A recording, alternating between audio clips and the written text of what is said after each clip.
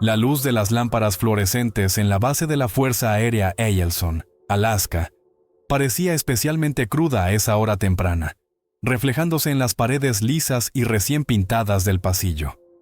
El capitán John Griffin, comandante del pelotón de reconocimiento Alfa del primer batallón del 75º Regimiento Ranger, caminaba con paso firme y medido. Las suelas de sus botas producían un golpeteo rítmico y apagado sobre el linóleo del suelo. El aire era fresco, con un ligero olor a queroseno de aviación y algo más, quizás ozono de los equipos electrónicos en funcionamiento. La orden de presentarse había llegado hacía menos de una hora, urgente y desprovista de las formalidades habituales. Transmitida no a través del mando de su batallón, sino por un canal seguro directamente desde el centro de operaciones de la base. Era inusual. Griffin estaba acostumbrado a la clara jerarquía y la previsibilidad de la rutina militar, incluso en una unidad de élite como los Rangers.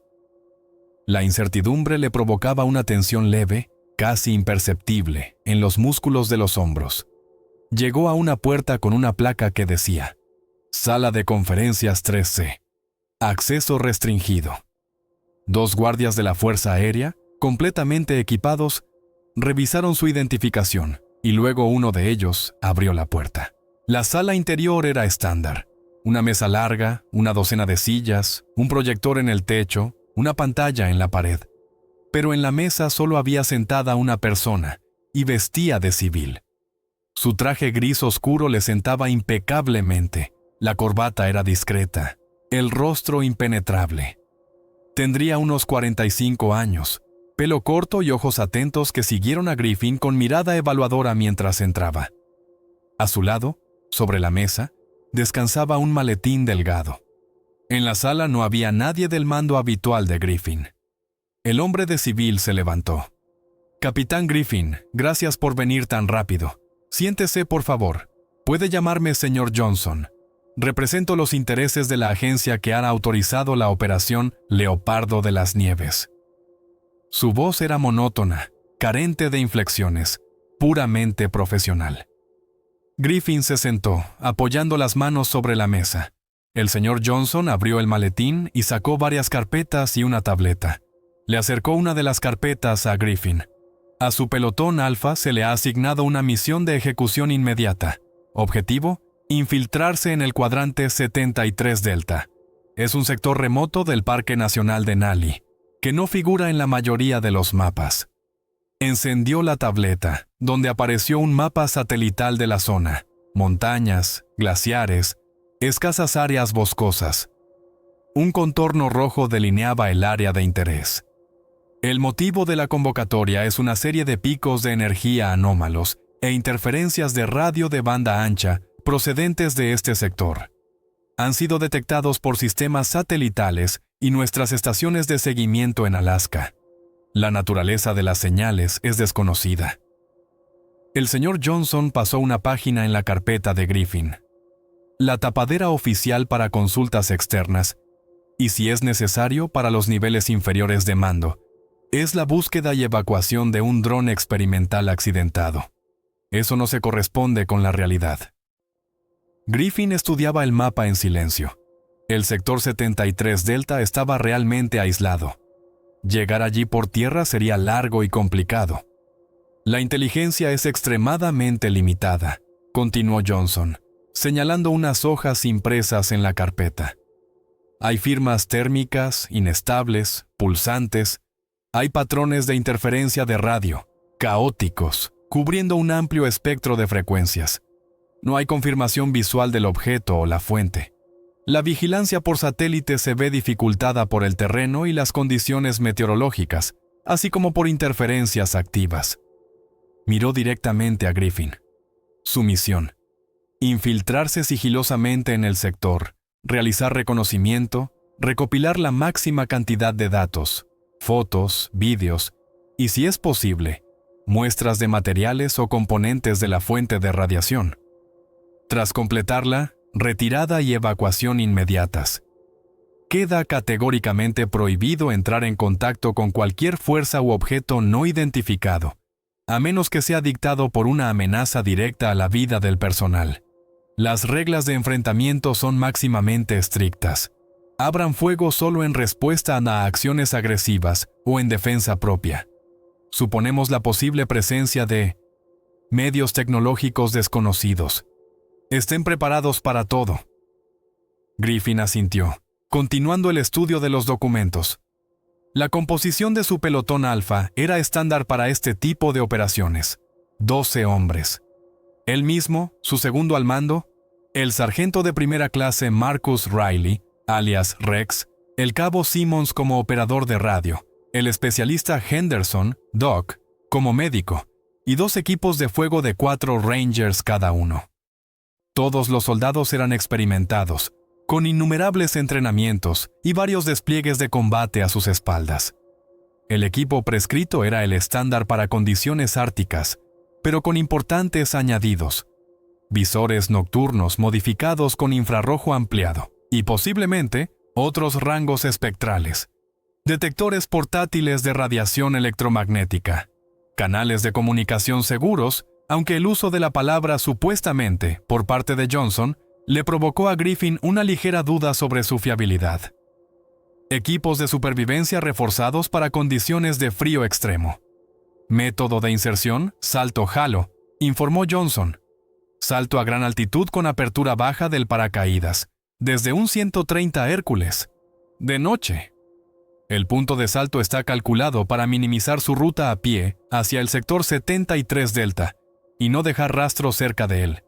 El transporte estará listo en 3 horas. ¿Preguntas? Griffin levantó la mirada. ¿Quién o qué, según su estimación, podría estar generando tales señales e interferencias? ¿Otro país? ¿Una corporación privada? El señor Johnson mantuvo la mirada en Griffin por un instante. No tenemos datos fiables para responder a esa pregunta, capitán. Precisamente por eso le enviamos a usted. No se dijo ni una palabra más. Griffin comprendió que hacer más preguntas era inútil. El nivel de secretismo era extraordinariamente alto. Se puso de pie. Misión comprendida. 3 horas después, el pelotón alfa estaba a bordo de un C-30, volando a más de 30,000 pies sobre las extensiones nevadas de Alaska. Los Rangers revisaban en silencio su equipo, sistemas de paracaídas, armas, kits de supervivencia, dispositivos especiales. Sus rostros estaban concentrados, sus movimientos perfeccionados por años de entrenamiento, pero la tensión flotaba en el aire. La extraña sesión informativa, el hombre de civil, las vagas formulaciones sobre medios tecnológicos desconocidos. Todo aquello difería de las misiones habituales. Estaban preparados para enfrentarse a terroristas, insurgentes, soldados enemigos. Pero aquí se enfrentaban a lo desconocido. En voz baja se discutían las teorías.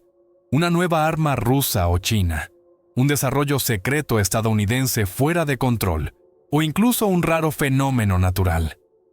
Griffin revisó su carabina M4A1 y ajustó el visor nocturno en su casco. Sentía la responsabilidad por sus hombres.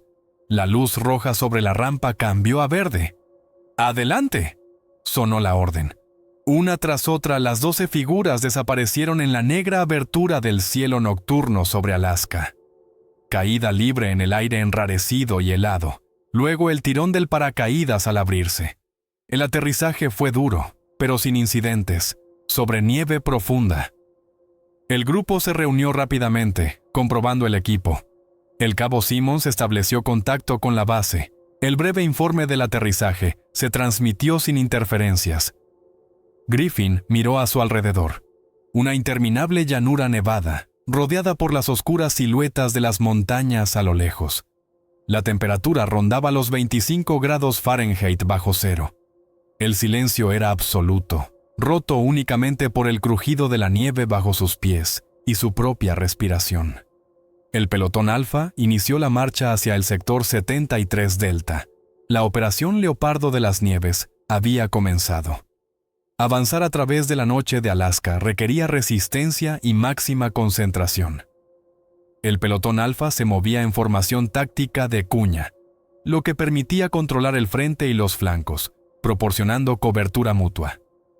El capitán Griffin iba al frente, marcando el paso. Le seguía el sargento Riley, listo para asumir el mando en cualquier momento. Los soldados caminaban a una distancia de unas 10 yardas entre sí, sus siluetas apenas visibles a la tenue luz de las estrellas y el débil resplandor residual de la luna, oculta tras las nubes. La nieve era profunda, llegando a veces hasta las rodillas a pesar de las raquetas.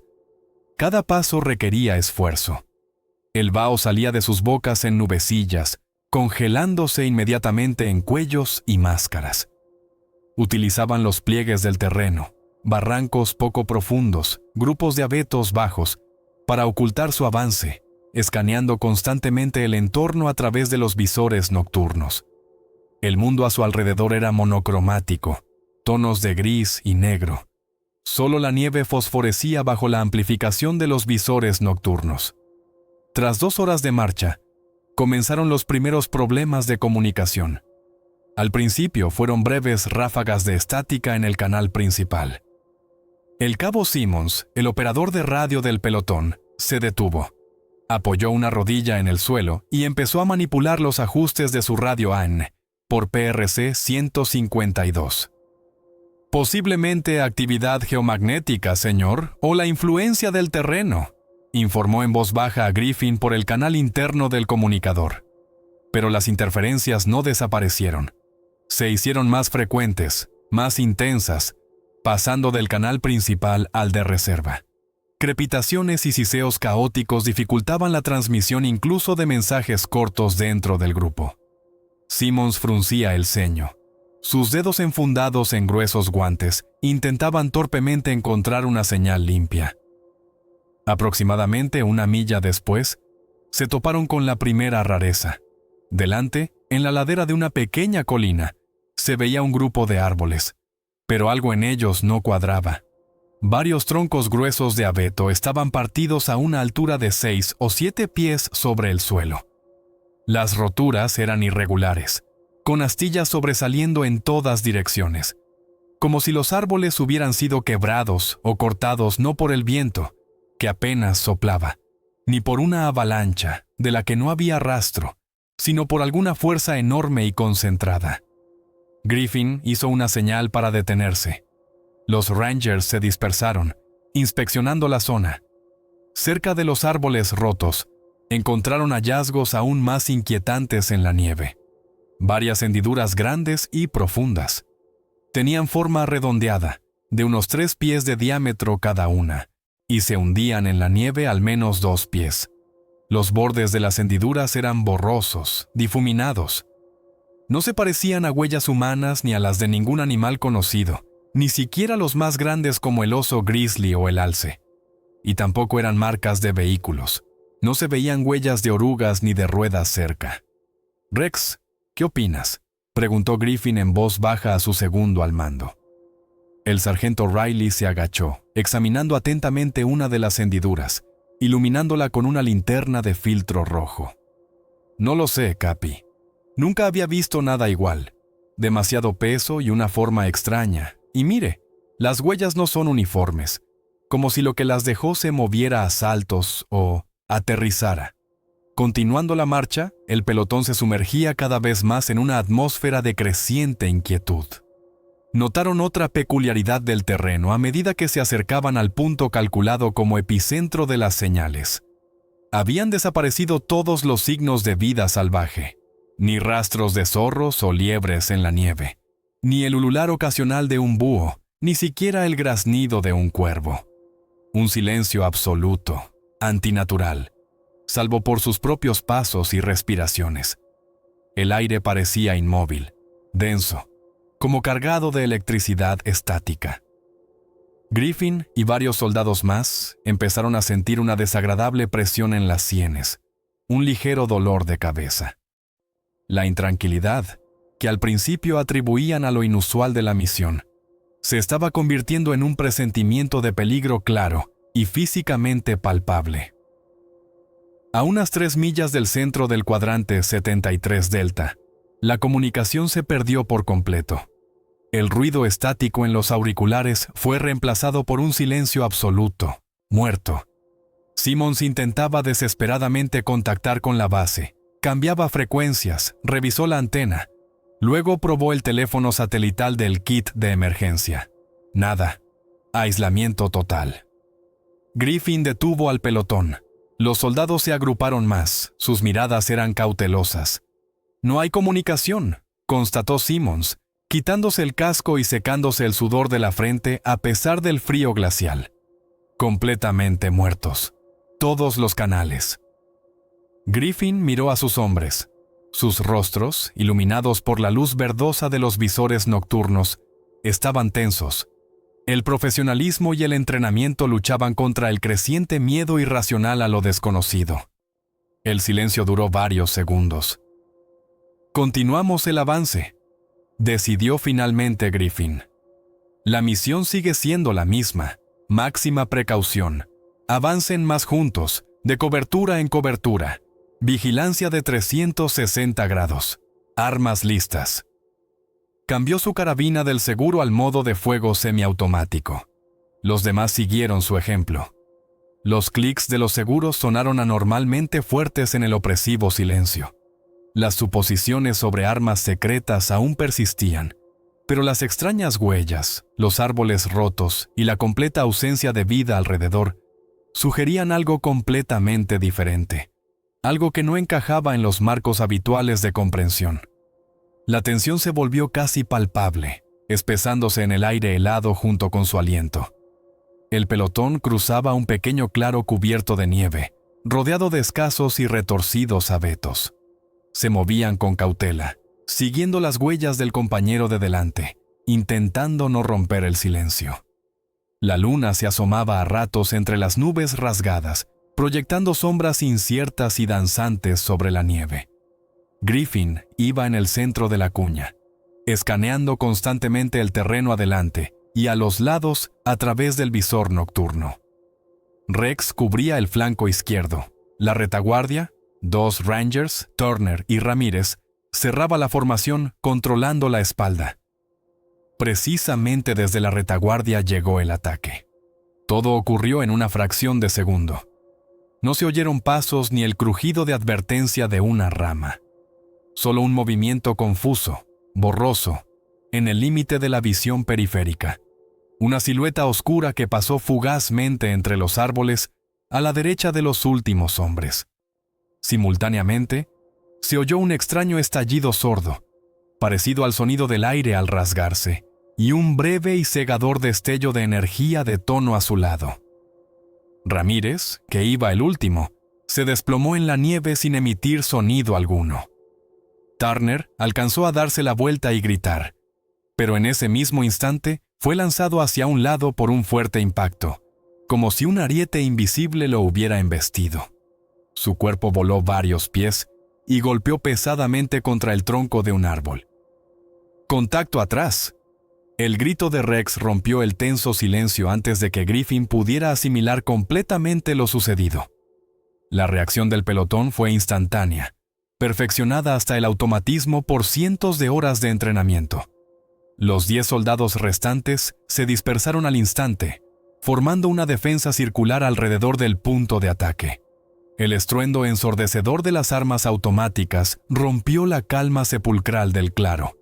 Los brillantes fogonazos de los disparos iluminaban la nieve y los árboles. Los Rangers dirigían un fuego nutrido hacia la dirección del ataque, regando de plomo las sombras entre los árboles. Pero no había un blanco visible. Se disparaba hacia la supuesta ubicación del enemigo, hacia cualquier movimiento o sombra sospechosa. «¡Doc, a los heridos!», ordenó Griffin, mientras él mismo disparaba ráfagas cortas. El especialista Henderson, el médico del pelotón, bajo el fuego de cobertura de 2 Rangers, se lanzó hacia sus compañeros caídos, agachándose pegado a la nieve. Llegó rápidamente hasta Ramírez. Una breve revisión. «¡Ramírez esquía!», gritó, sobreponiéndose al estruendo del combate. «Traumatismo torácico masivo. Parece una herida penetrante de lado a lado de enorme fuerza». Luego se arrastró hasta Turner, que yacía junto al árbol gimiendo en voz baja, su cuerpo torcido de forma antinatural. El tiroteo continuaba, pero no daba resultados visibles. El enemigo, fuera uno o varios, no respondía con fuego de armas convencionales. Se movía a una velocidad increíble, usando la oscuridad y el terreno con asombrosa eficacia. Los visores nocturnos estándar, incluso modificados, no lograban captar una silueta clara, solo distorsiones fugaces y borrosas en el límite de la visión, como si el aire en esos puntos se densificara o parpadeara. Los visores térmicos, que llevaban varios soldados, incluido Griffin, tampoco ofrecían una imagen clara, solo mostraban breves y difusos destellos de calor, donde se suponía que estaba el enemigo, pero esos destellos desaparecían casi al instante. Henderson intentaba estabilizar a Turner. Tiene múltiples fracturas, laceraciones profundas y quemaduras graves. Quemaduras extrañas, no parecen térmicas normales, informó el médico por el comunicador interno con voz tensa. Turner estaba consciente, pero deliraba. Sus ojos se movían erráticamente. Murmuraba algo incoherente sobre la sombra. Se movía como el viento y fuego frío. Griffin comprendió que quedarse en el claro abierto era un suicidio. El enemigo claramente tenía la iniciativa, usando su velocidad y el elemento de invisibilidad. Retirada hacia las rocas. Equipo Bravo, cubran. Equipo Charlie, conmigo. Doc, carguemos a Turner, ordenó. Comenzó una retirada táctica bajo fuego de cobertura. Los dos equipos de fuego se retiraban alternativamente unas pocas yardas, disparando mientras el otro equipo se movía. El avance era lento, dificultado por la necesidad de cargar a Turner, gravemente herido. El enemigo no los perseguía activamente, pero varias veces volvieron a vislumbrarse sombras confusas entre los árboles, obligando a los Rangers a abrir fuego instintivamente. Turner murió durante la retirada, sin recuperar la plena conciencia. Sus gemidos cesaron. Su cuerpo se quedó flácido sobre la camilla improvisada con un poncho. En apenas 5 minutos, el pelotón había perdido a 2 hombres. Al alcanzar un saliente rocoso bajo que ofrecía cierta cobertura por la retaguardia y los flancos, los 10 Rangers restantes tomaron posiciones defensivas. Sus respiraciones agitadas se mezclaban con el vaho en el aire helado. El silencio volvió a envolverlos, pero ahora era ominoso, cargado con la conciencia de una amenaza mortal. Griffin y Rex se agacharon tras una gran roca. ¿Qué ha sido eso, Capi?, preguntó Rex con voz ronca. Griffin negó con la cabeza. No lo sé. Velocidad increíble. Algún tipo de camuflaje o tecnología furtiva. Y el arma... Esas quemaduras, la herida de Ramírez. No son balas. La teoría de un depredador desconocido quedó descartada de inmediato. El ataque fue demasiado deliberado, demasiado tecnológico. Fuerzas especiales enemigas con exoesqueletos y armamento avanzado. Quizás era la hipótesis de trabajo más probable en ese momento, aunque pareciera fantástica. Pero en el fondo, Griffin sentía que se habían topado con algo mucho más ajeno e incomprensible. Un sentimiento de rabia profesional por la pérdida de sus compañeros se mezclaba con un terror frío y primitivo ante un enemigo invisible y letal. La misión de reconocimiento y recopilación de datos se había transformado definitivamente en una desesperada batalla por la supervivencia. «La misión ha cambiado», dijo Griffin con firmeza mirando a Rex. «Ahora se trata de sobrevivir y averiguar quién o qué nos está cazando. No vamos a esperar el próximo ataque. Vamos a encontrar a esa cosa nosotros mismos». Levantó su carabina. «Comprueben munición. Vamos a rastrearlo». La decisión de dejar atrás los cuerpos de sus camaradas caídos, Turner y Ramírez, fue extremadamente difícil para Griffin. El principio Ranger de no dejar a nadie atrás estaba grabado en sus mentes por años de servicio, pero ahora no había opción. Recuperar los cuerpos significaría ralentizar el avance, convertirse en un blanco fácil. Con el corazón encogido, tras marcar las coordenadas en el navegador GPS, Aunque la comunicación por satélite no funcionaba, el propio dispositivo aún registraba la posición. Griffin dio la orden de seguir adelante. Ahora eran 10. ¿El objetivo? Encontrar e identificar al enemigo, y, si era posible, neutralizarlo. Comenzaron la persecución, guiándose por las huellas dejadas por el atacante durante el asalto y su supuesta retirada. Las huellas eran las mismas hendiduras extrañas y profundas, de unos 3 pies de diámetro, que habían visto antes cerca de los árboles rotos. Ahora formaban una cadena que se adentraba en el bosque desde el claro. Profundas, pero con bordes difusos, como dejadas por algo pesado, pero no sólido. A veces, la cadena de huellas se interrumpía durante varias yardas sobre nieve completamente lisa, y luego reaparecía, como si la criatura hubiera saltado o levitado brevemente sobre la superficie. El pelotón avanzaba lenta y metódicamente, usando todas las habilidades de rastreo que les habían enseñado. Caminaban pisando las huellas anteriores para minimizar las propias.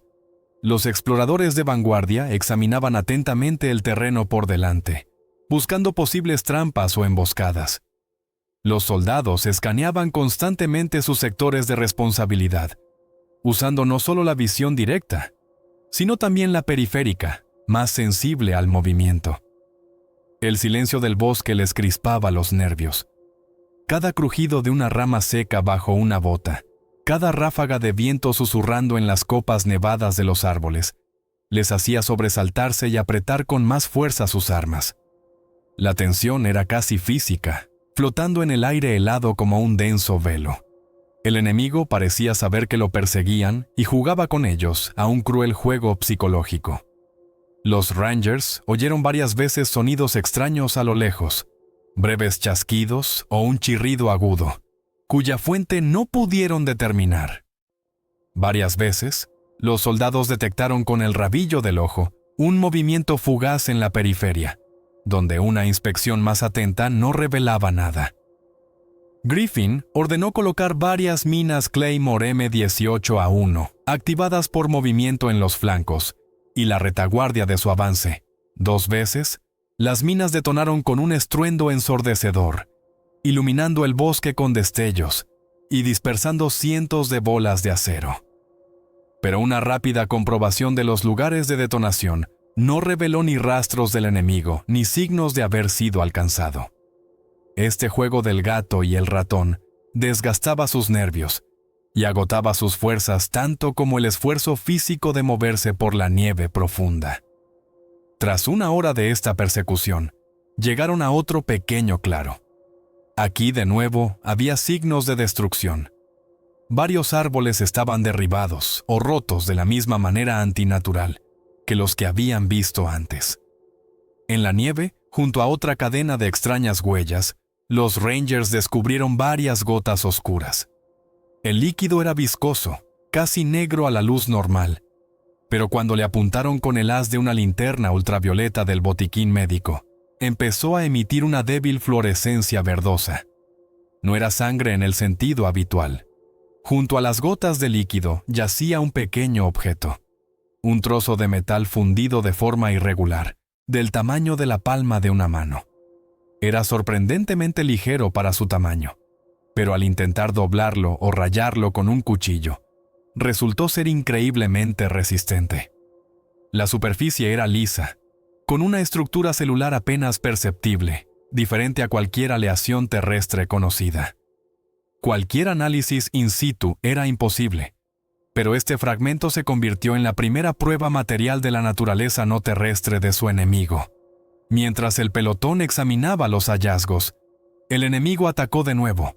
Esta vez el golpe vino del flanco izquierdo, desde un espeso bosquecillo de abetos. El ataque fue tan rápido y repentino como el primero. Un brillante rayo de luz azulada alcanzó a uno de los Rangers, el cabo Davis. Gritó de dolor. Su ropa y equipo humearon instantáneamente en el punto de impacto. Cayó, retorciéndose en la nieve. El pelotón devolvió el fuego inmediatamente. Esta vez tuvieron más suerte. Uno de los soldados, el especialista Chen, armado con un lanzagranadas automático M320, acoplado bajo el cañón de su carabina, logró reaccionar y disparar una granada de fragmentación de 40 milímetros hacia el destello del arma enemiga. La granada explotó entre los árboles con un estruendo ensordecedor. Bajo la brillante luz de la explosión, por una fracción de segundo, los Rangers vieron la silueta del atacante. La criatura era alta, de unos 7 u 8 pies, muy delgada, con extremidades largas. Sus proporciones y movimientos parecían antinaturales, espasmódicos.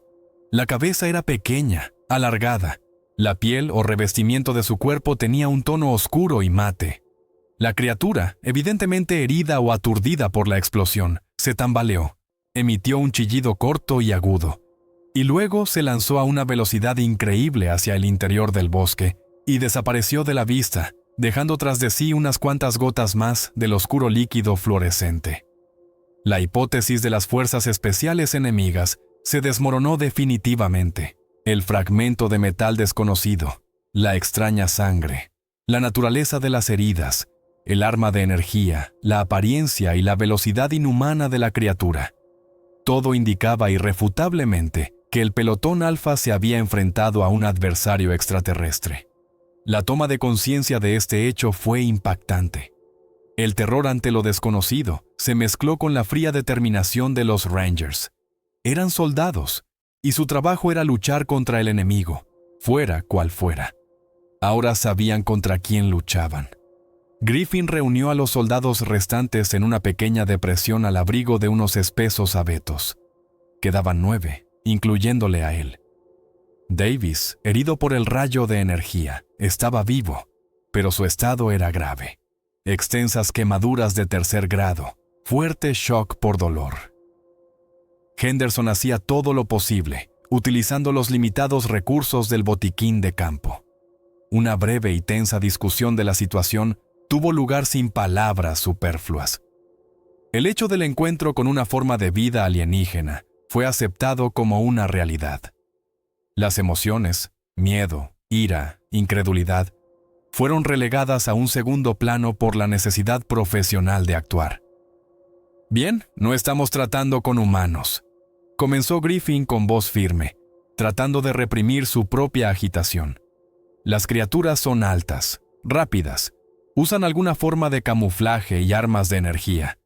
Sus objetivos no están claros, pero son agresivas y protegen su territorio. A juzgar por lo que hemos visto y la naturaleza de sus ataques, velocidad, emboscadas, retirada rápida, posiblemente no sean muchas. Quizás sean todas las que hay aquí. El sargento Riley añadió, y son vulnerables. Herimos a uno con una granada. Eso significa que nuestras armas pueden hacerles daño.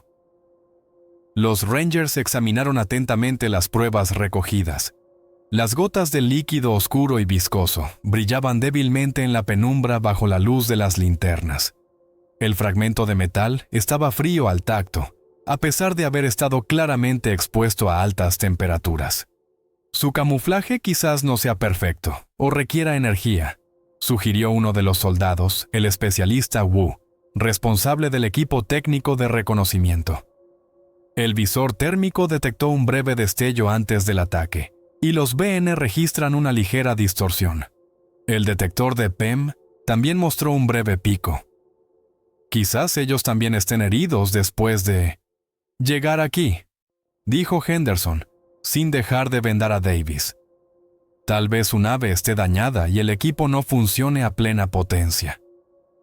Esto les llevó al siguiente paso lógico. Era necesario cambiar de táctica.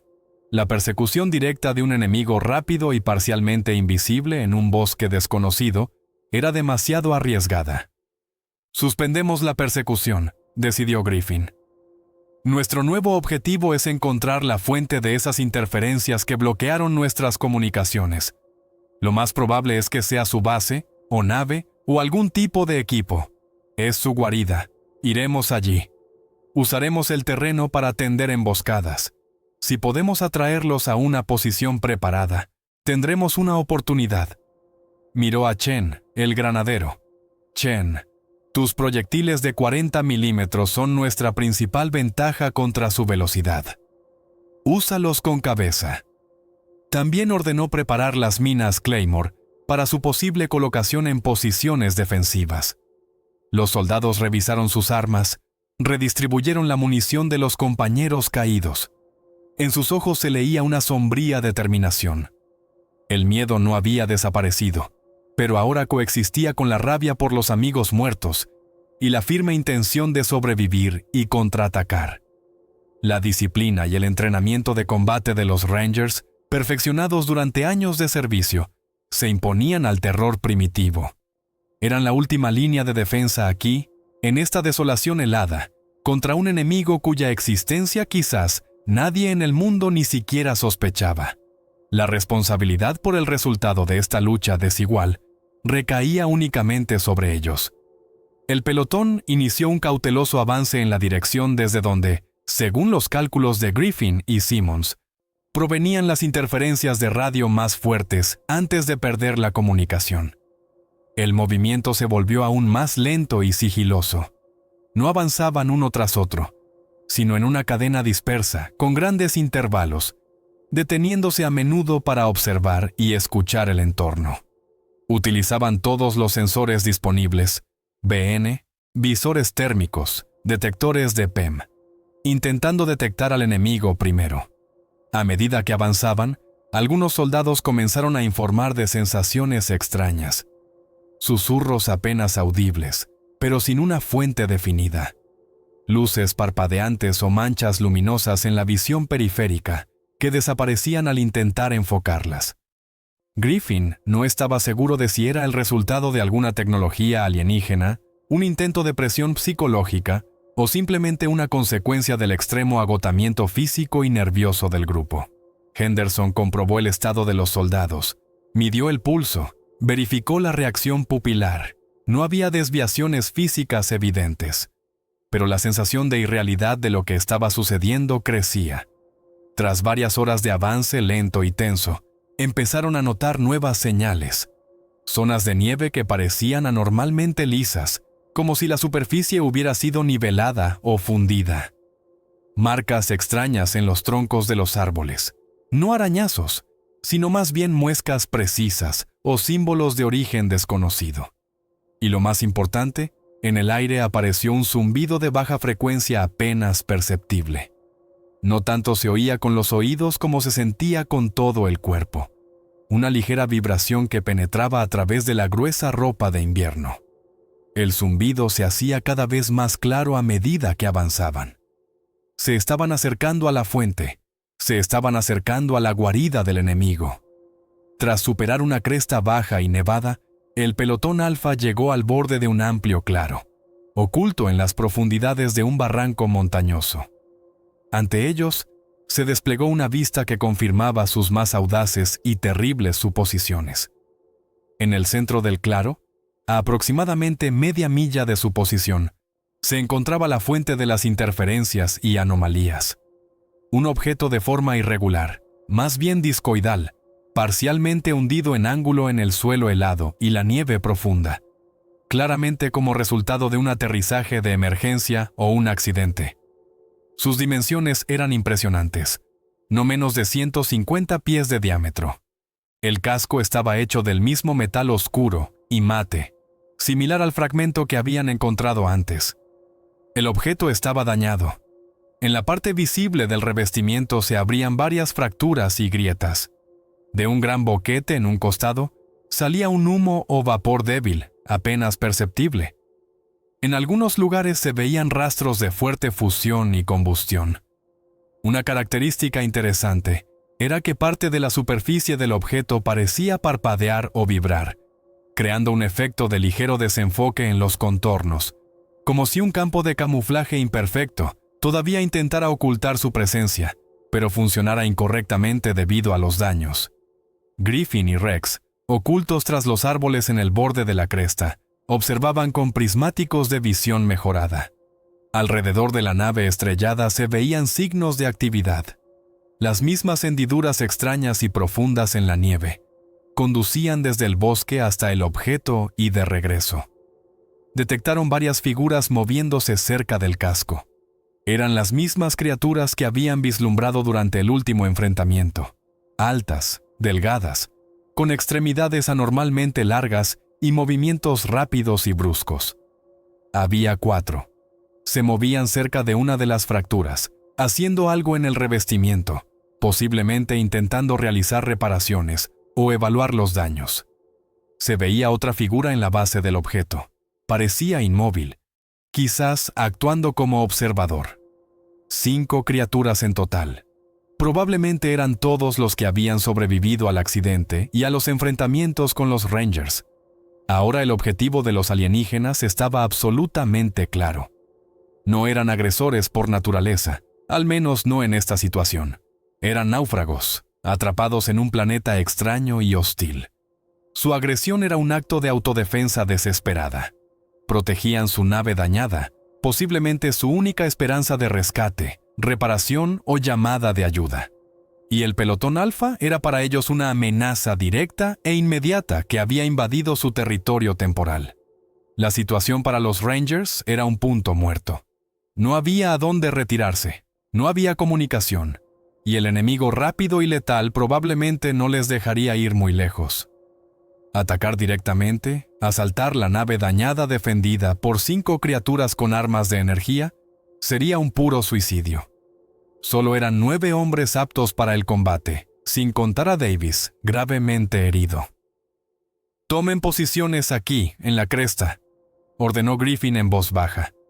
«Es una buena posición de fuego, ofrece cobertura y vista del claro. No asaltaremos. Intentaremos eliminarlos uno por uno. Fuego de francotirador si hay oportunidad. Chen, prepara el lanzagranadas. Los demás, sectores de fuego, listos para repeler un ataque». En el pelotón no había un francotirador asignado con un rifle especial, pero varios Rangers, incluido Rex, tenían una excelente puntería y carabinas M4A, uno con miras ópticas ACOG, que proporcionaban un aumento de 4 veces. La distancia era considerable, unas 800 yardas, pero el objetivo estaba relativamente estático. Rex tomó una posición cómoda entre 2 rocas, apoyando la carabina sobre un soporte improvisado con su mochila. Eligió como blanco a la criatura que permanecía inmóvil en la base de la nave. Apuntó cuidadosamente, contuvo la respiración. El chasquido seco y agudo del disparo rompió el silencio. La bala de calibre 5.56 milímetros recorrió la distancia que los separaba en poco más de un segundo. Los Rangers vieron cómo la criatura junto a la nave se sacudía, como por un golpe, y comenzaba a desplomarse lentamente sobre la nieve. No cayó de golpe, sino que se derrumbó torpemente de costado, emitiendo un chillido agudo y penetrante que resonó en las montañas circundantes. La reacción de los otros 4 alienígenas fue instantánea. Cesaron sus trabajos junto a la fractura y se giraron bruscamente hacia la cresta, de donde provenía el disparo. Se quedaron quietos por un momento, como identificando la fuente de la amenaza, y luego se dispersaron a una velocidad increíble, buscando cobertura tras salientes del casco de la nave y grandes escombros esparcidos por el accidente. Casi de inmediato, desde sus posiciones respondieron rayos de energía, destellos brillantes y azulados, acompañados de un sonido siseante. Los rayos golpeaban con asombrosa precisión las posiciones de los Rangers en la cresta, arrancando chispas de las rocas, derritiendo la nieve y cortando ramas de árboles. Comenzó un feroz tiroteo. Los Rangers respondían con fuego denso de sus carabinas. Chen disparó varias granadas desde el M320 hacia las supuestas posiciones enemigas cerca de la nave. Las explosiones de las granadas levantaban nubes de nieve y tierra helada, obligando a los alienígenas a cambiar de cobertura. Pero su fuego de respuesta era letal. Uno de los rayos impactó en una roca junto a un soldado del equipo Charlie. Fragmentos de roca y metal fundido del casco le causaron graves heridas en la cara y el cuello. Otro Ranger fue herido por un impacto directo en la pierna.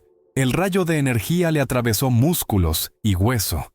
Henderson corría de un herido a otro bajo el fuego. Pero los Rangers lograron un éxito. El fuego coordinado de 2 soldados obligó a uno de los alienígenas a asomarse imprudentemente desde detrás de un escombro. y Rex lo abatió con un disparo certero.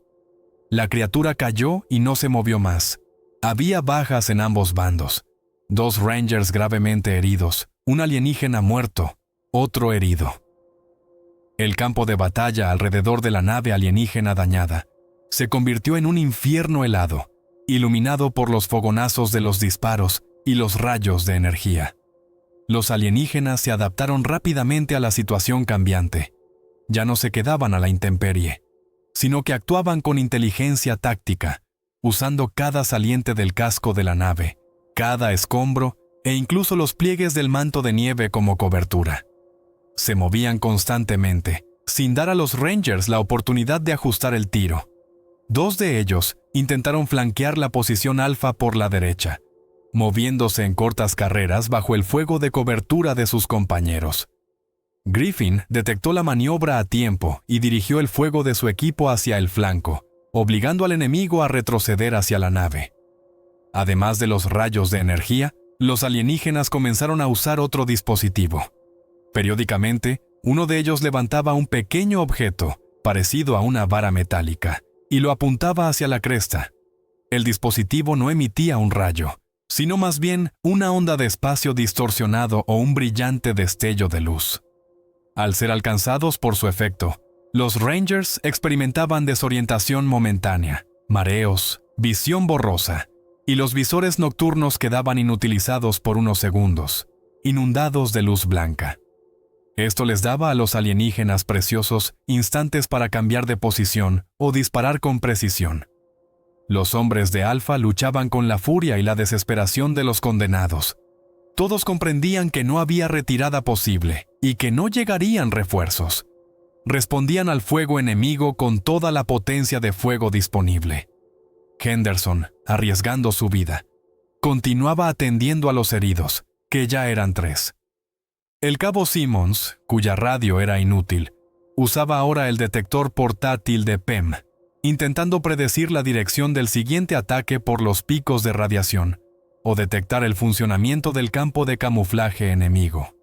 Chen enviaba metódicamente granadas desde su M320, apuntando a las zonas de supuesta concentración enemiga o intentando destruir sus coberturas. Los demás Rangers mantenían un fuego continuo con sus carabinas, cambiando cargadores a medida que se vaciaban. El aire frío estaba cargado del olor a pólvora, a ozono de los disparos de energía y a metal caliente.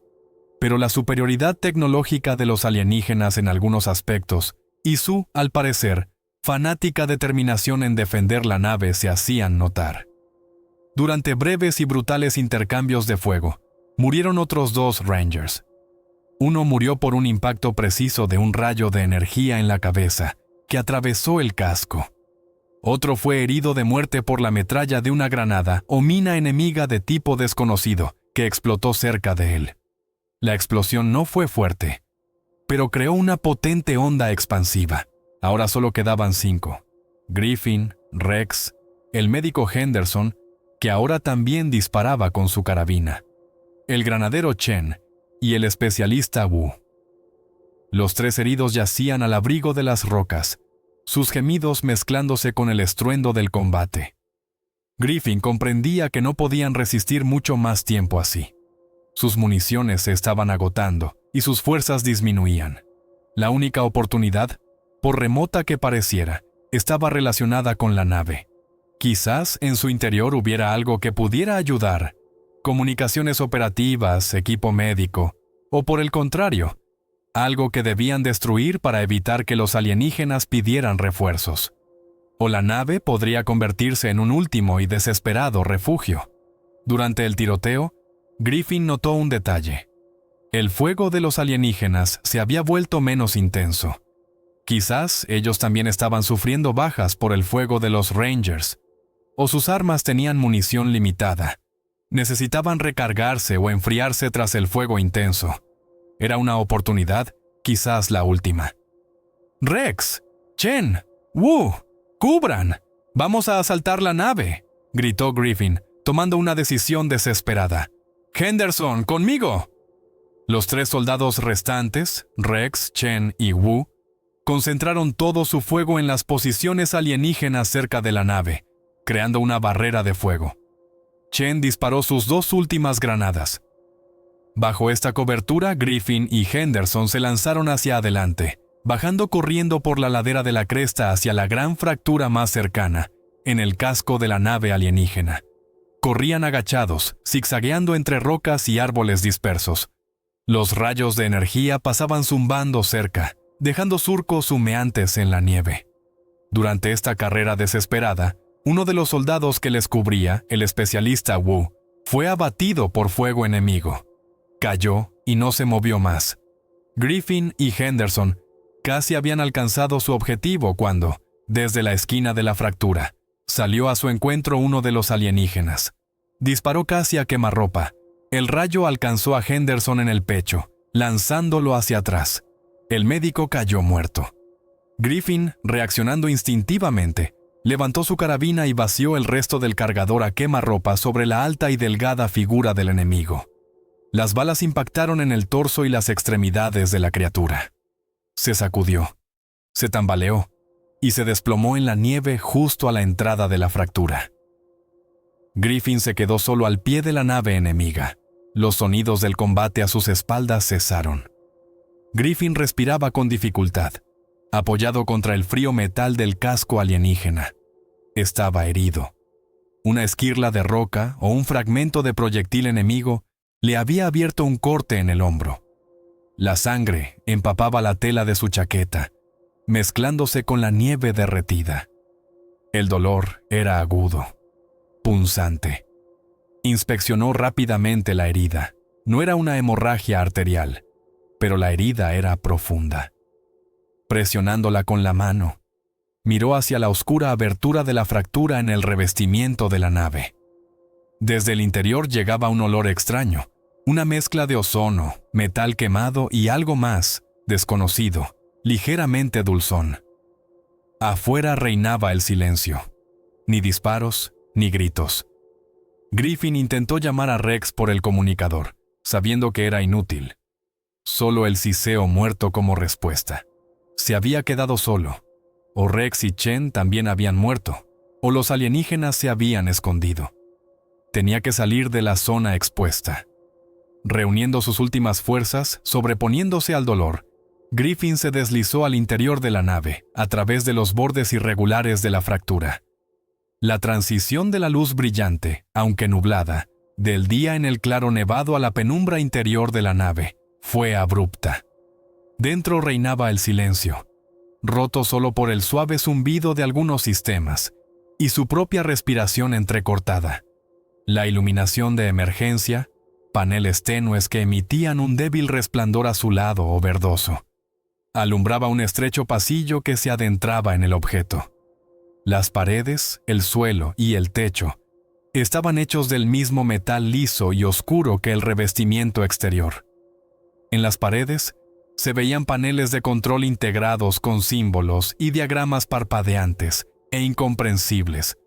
El aire era fresco, con el mismo extraño regusto metálico. La geometría del pasillo parecía incorrecta. Las esquinas eran difusas, las paredes parecían curvarse ligeramente, creando una leve sensación de desorientación, casi náuseas. Griffin avanzó, con la carabina lista, aunque apenas le quedaban balas en el cargador. Vio claros signos de lucha y daños también dentro de la nave. Varios paneles de control estaban rotos o fundidos. En las paredes había marcas parecidas a impactos de rayos de energía, pero también de balas. Aparentemente, aquí también hubo combate. Quizás entre los propios alienígenas o durante el accidente. En una ramificación lateral del pasillo, vio el cuerpo inmóvil de un alienígena tendido en el suelo. Estaba gravemente dañado, aparentemente muerto durante el propio accidente. Griffin no sabía qué buscaba. ¿El centro de mando? ¿La armería? ¿Una sección médica donde pudiera tratar su herida? ¿O simplemente un lugar seguro para recuperar el aliento e intentar decidir qué hacer a continuación? Caminaba al azar, eligiendo el pasillo más ancho e iluminado. La nave parecía enorme por dentro, un laberinto de pasadizos y compartimentos. Finalmente, llegó a una sala más espaciosa. Era redonda, con el techo alto. En el centro se alzaba alguna instalación compleja, rodeada de consolas y pantallas donde cambiaban rápidamente símbolos incomprensibles. Quizás era el puente de mando o una sala de ingeniería. Y allí no estaba solo. Junto a la pared del fondo, apoyado en un panel de control, estaba el último alienígena. También estaba herido. Uno de sus largos brazos colgaba inerte a lo largo de su cuerpo. Del costado le emanaba el oscuro líquido viscoso. Pero en la otra mano empuñaba un arma similar a la que usaban sus congéneres afuera. Sus miradas se cruzaron. En los ojos del alienígena, si eran ojos, más bien grandes sensores oscuros, no había odio, sino más bien cansancio, dolor y una determinación desesperada. Se produjo un breve y violento enfrentamiento. Griffin disparó instintivamente sus últimas balas, apuntando al arma del enemigo. El alienígena alcanzó a devolver el disparo. El rayo pasó de largo, impactando en la pared detrás de Griffin y dejando una marca fundida. El arma en la mano del alienígena dio una sacudida y cayó al suelo. Griffin se lanzó hacia adelante, desechando la inútil carabina. Desenvainó su cuchillo de combate. El alienígena, a pesar de sus heridas, resultó ser increíblemente fuerte y rápido incluso en combate cuerpo a cuerpo. Derribó a Griffin de un golpe con su brazo sano. El capitán cayó. El cuchillo salió volando de su mano. El alienígena se inclinó sobre él, sus largos dedos buscando la garganta de Griffin. Desesperado, Griffin agarró un objeto metálico pesado del suelo, un fragmento de algún panel, y golpeó con todas sus fuerzas la cabeza del alienígena. El golpe dio en el blanco. La criatura emitió un sonido ronco. Su agarre se aflojó. Griffin golpeó de nuevo. El alienígena retrocedió tambaleándose y se desplomó en el suelo, sin dar señales de vida. Victoria. Griffin se puso en pie con dificultad, tambaleándose por el dolor y la debilidad. Estaba de pie en medio de la destrozada sala alienígena, el único ser humano vivo en esa nave muerta. Afuera seguía reinando el silencio. Intentó de nuevo contactar por radio. Nada. La conciencia de una soledad final y absoluta cayó sobre él con todo su peso. A su alrededor, compañeros muertos, enemigos muertos, una nave alienígena moribunda en medio del desierto helado. Estaba gravemente herido, sin munición, sin comunicaciones, sin esperanza de rescate. El shock y la desesperación lo golpearon como una ola, haciendo flaquear sus piernas. Cayó de rodillas sobre el frío suelo metálico. En el momento en que Griffin estaba a punto de sucumbir a la desesperación, la nave cobró vida de repente. La tenue iluminación de emergencia fue reemplazada por una luz blanca, uniforme y brillante, que inundó la sala. Los paneles de control, que antes parpadeaban débilmente o estaban completamente oscuros, se encendieron con miríadas de símbolos y diagramas que se movían a una velocidad vertiginosa. El suave zumbido que había oído antes se intensificó bruscamente, convirtiéndose en un sonido grave, potente y vibrante que parecía penetrar hasta los huesos. El suelo bajo sus pies vibraba perceptiblemente. Los sistemas de la nave claramente se estaban reiniciando o entrando en algún modo nuevo y activo. Una extraña sensación invadió a Griffin. No era el dolor físico de la herida, sino más bien un repentino entumecimiento, casi una parálisis de la voluntad. El zumbido omnipresente resonaba no solo en su cuerpo, sino también en su mente, suprimiendo todos los pensamientos y emociones. Surgió una sensación irresistible e inexplicable de que debía hacer algo, ir a alguna parte. No era una orden clara oída con los oídos, sino más bien un impulso interno potente e inconsciente al que era imposible resistirse. Olvidando el dolor en el hombro, el cansancio, el arma que ya no tenía, Griffin se puso lentamente en pie. Sus movimientos eran rígidos, mecánicos, como si fuera una marioneta controlada por hilos invisibles. No entendía a dónde iba ni por qué, pero sus pies lo llevaron por sí solos desde la sala central de vuelta al pasillo. y luego por otro corredor no explorado previamente. La nave lo guiaba. Mientras caminaba por los pasillos brillantemente iluminados y vibrantes, extrañas imágenes comenzaron a desfilar ante sus ojos. No eran alucinaciones causadas por el shock o la herida. La sensación era como si la información se estuviera cargando directamente en su cerebro. Fragmentos de mapas estelares con constelaciones desconocidas y trayectorias de vuelo. Imágenes de otros mundos, con cielos púrpuras, plantas gigantescas, extrañas estructuras arquitectónicas, escenas de la vida de los alienígenas, su interacción mutua, trabajando con tecnologías incomprensibles, momentos de su historia. Vio su llegada a este sistema solar, quizás huyendo de alguna amenaza o el resultado de una misión de exploración que terminó en catástrofe. Las imágenes eran fragmentarias, caóticas, pero contenían un volumen enorme de información que su cerebro apenas podía procesar. El movimiento cesó tan abruptamente como había comenzado. Griffin se encontró en un compartimento pequeño, casi vacío y de forma esférica. Las paredes eran lisas, brillando con una luz blanca y uniforme. En el centro había un único objeto, un sillón alto y liso, más parecido a una cápsula abierta o un soporte, hecho del mismo material luminoso que las paredes. Del sillón emanaba un suave resplandor y un calor perceptible. La nave parecía esperar su siguiente paso. Sin dudar, obedeciendo al mismo impulso interno, Griffin se acercó al sillón. Extendió la mano con vacilación y tocó su superficie lisa y cálida. En ese instante, el resplandor del sillón se intensificó bruscamente, envolviendo a Griffin por completo.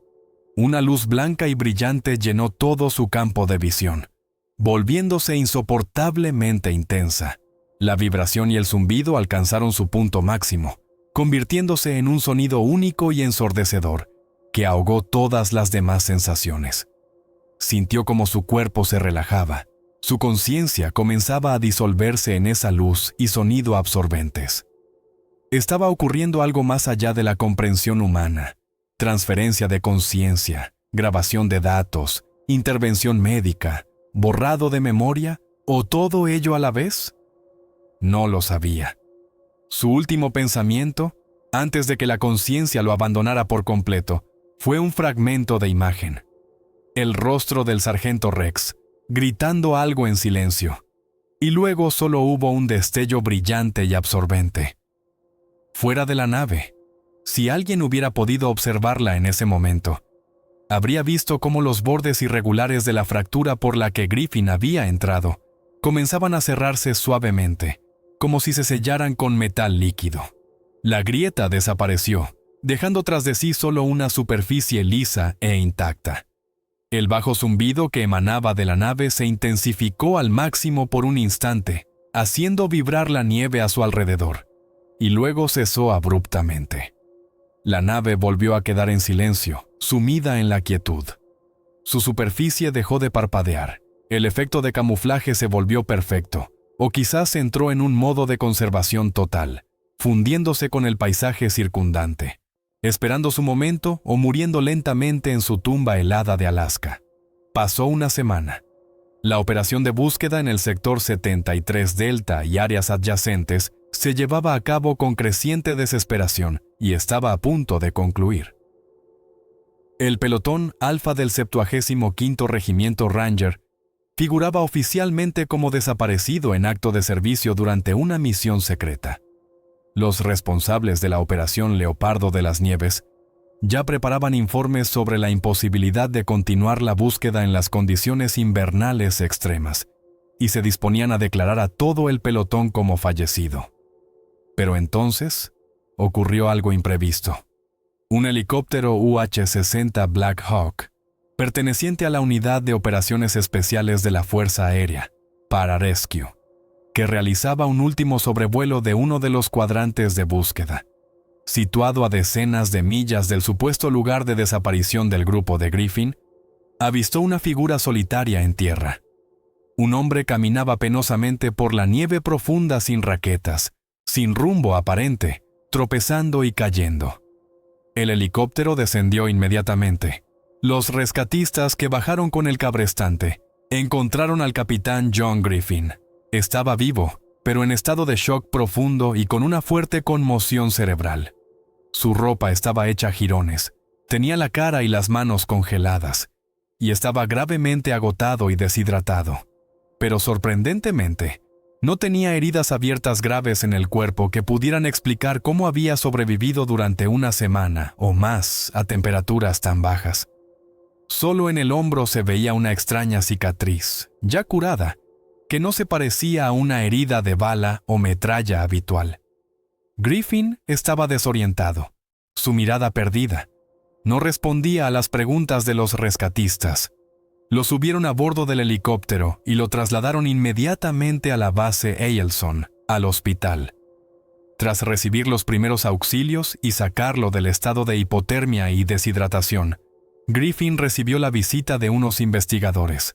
No eran interrogadores militares habituales, sino dos hombres de civil, muy parecidos al señor Johnson que había dirigido la sesión informativa inicial. Le hicieron preguntas sobre la misión Leopardo de las Nieves, sobre el pelotón Alfa, sobre el sector 73 Delta, sobre el contacto con el enemigo.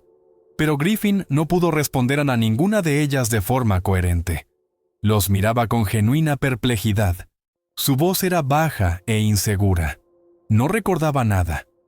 Absolutamente nada desde el momento en que salió de la sala de conferencias tras la sesión informativa del señor Johnson. Su último recuerdo claro era el rostro del hombre de civil y la carpeta con la inscripción Operación Leopardo de las Nieves. Todo lo que vino después, el salto, la marcha, el combate, los alienígenas, la nave, había sido borrado de su memoria como si nunca hubiera ocurrido. Siguió un exhaustivo examen médico y psicológico.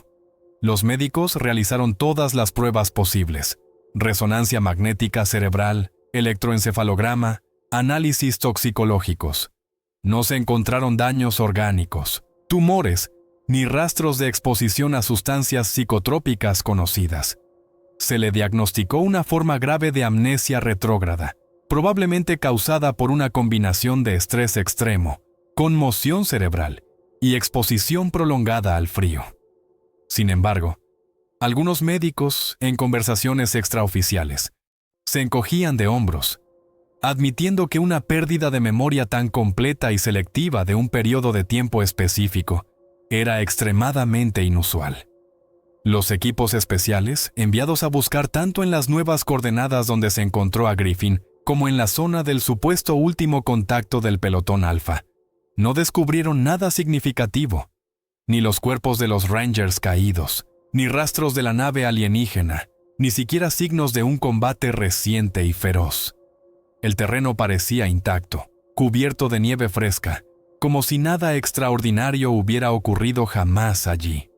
O la nave alienígena se había camuflado por completo, se había ocultado bajo tierra o hielo, o bien aquellos detrás de la operación Leopardo de las Nieves la habían evacuado rápidamente, borrando todo rastro. Al capitán John Griffin, tras un largo tratamiento y rehabilitación, le dieron de baja del servicio activo por motivos de salud. El diagnóstico oficial: trastorno de estrés postraumático y amnesia. Regresó a la vida civil, intentando reconstruir los fragmentos de su antigua identidad, pero le atormentaban constantemente sueños vagos e inquietantes, fragmentos de luz blanca brillante, símbolos extraños, la sensación de vibración y la pérdida de algo vital. Una ansiedad inexplicable y la sensación de ser observado se convirtieron en sus compañeros constantes. No sabía que su casa y sus movimientos estaban realmente bajo una vigilancia discreta pero constante, por parte de los mismos hombres de civil. Oficialmente, los 11 soldados del pelotón Alfa del 75º Regimiento Ranger fueron declarados muertos como resultado de un accidente durante una misión secreta de entrenamiento en las condiciones extremas de Alaska. Se citaron diversas causas: una avalancha repentina, fallo del equipo, ataque de un gran depredador. La verdad sobre el incidente de Alaska, sobre el contacto con una civilización extraterrestre y sobre lo que realmente sucedió en el sector 73 Delta, fue enterrada bajo la clasificación de máximo secreto. El misterio quedó sin resolver, pero en algún lugar de las profundidades de la conciencia dañada del único superviviente, el capitán John Griffin, quizás todavía se guardaba la llave de ese misterio, o una bomba de relojería esperaba su momento para estallar en forma de recuerdos.